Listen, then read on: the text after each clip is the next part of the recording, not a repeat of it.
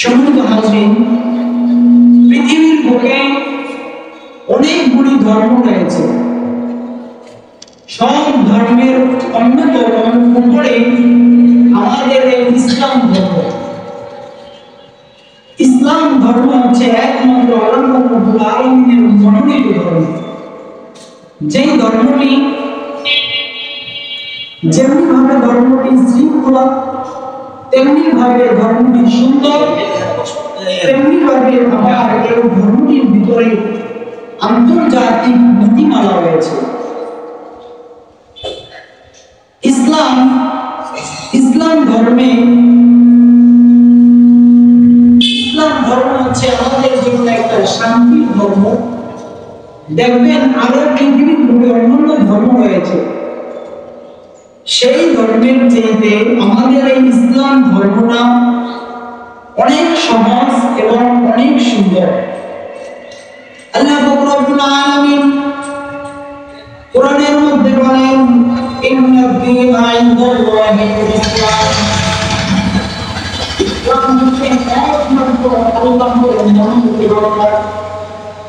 আমার আল্লাহ রাব্বুল আলামিন কোরআনের মধ্যে বলেন, ومن يبتغي غير الإسلام دينا فلن يقبل منه।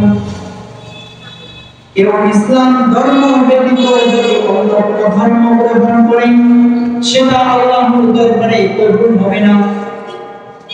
ইসলাম ধর্ম ব্যতীত যদি অন্য কোনো ধর্ম কেউ গ্রহণ করে, ইহুদি রয়েছে, খ্রিস্টান রয়েছে, বৌদ্ধ রয়েছে, আর অন্যান্য অনেক ধর্ম রয়েছে, দেখেন তাদের চাইতে আমাদের ইসলাম ধর্ম কত সুন্দর, কত সহজ।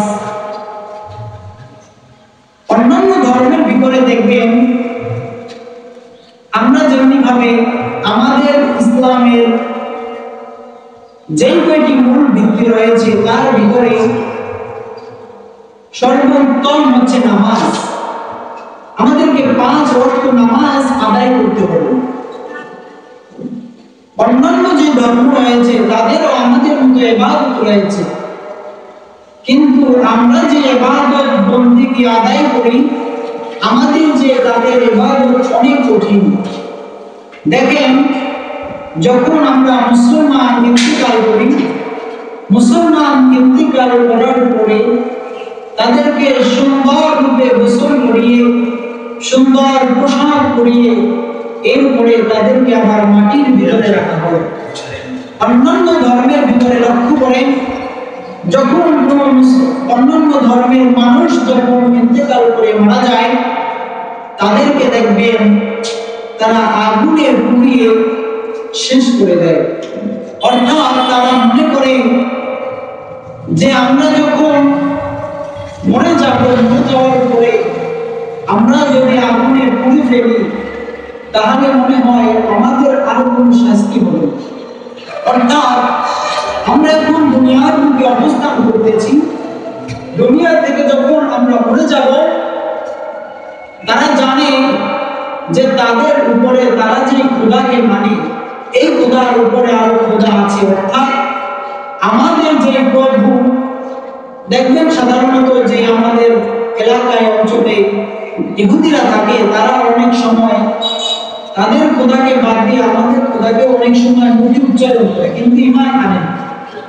অর্থাৎ আল্লাহ উচ্চারণ করে, মাহবুদ উচ্চারণ করে, খোদা উচ্চারণ করে, এভাবে তারাও আমাদের প্রভু অর্থাৎ আমাদের খোদাকে তারা মুখে উচ্চারণ করে। তারা এটা বিশ্বাস করে এবং জানে যে যখন মারা যাওয়ার পরে তাদের অবশ্যই শাস্তি প্রদান করবে।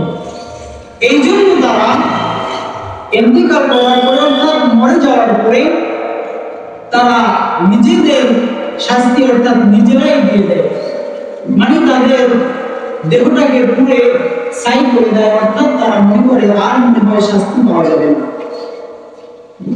দেখেন কোরআনের মধ্যে আল্লাহ রাব্বুল আলামিন বলেন, মিনহা খালাকনাকুম ওয়া ফিহা নুঈদুকুম ওয়া মিনহা নুখরিজুকুম তারাতান উখরা।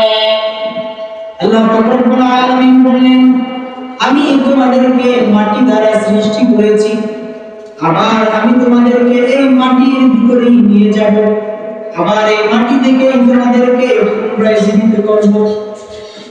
আমরা প্রত্যেকটা মানুষ, আমাদেরকে মাটি দ্বারা সৃষ্টি করা হয়েছে। আবার দেখেন, যখন আমরা ইন্তেকাল করি, ইন্তেকাল করার পরে আমাদেরকে গোসল করিয়ে জানাজার নামাজ পড়িয়ে আমাদেরকে সেই মাটির ভিতরেই রাখা হয়।